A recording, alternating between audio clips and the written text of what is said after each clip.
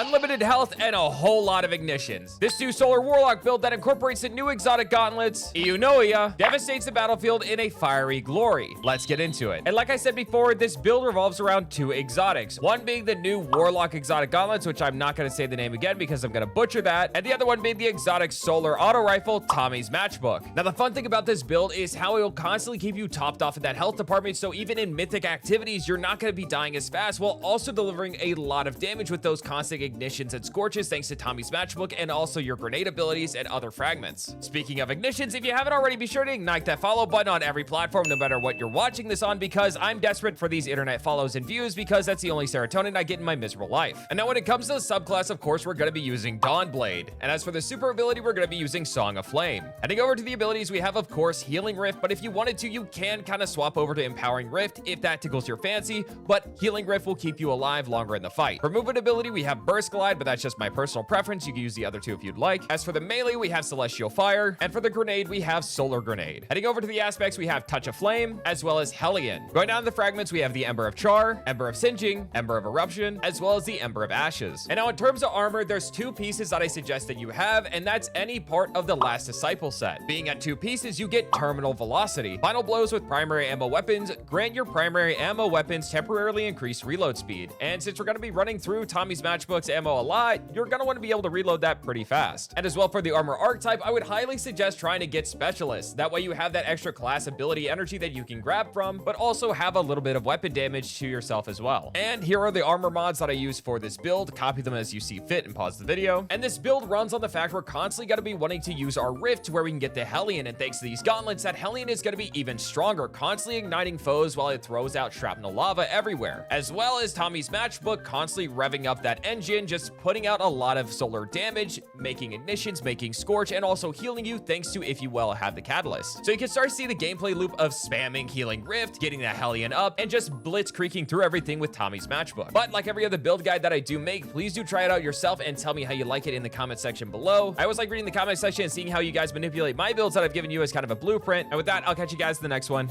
Peace.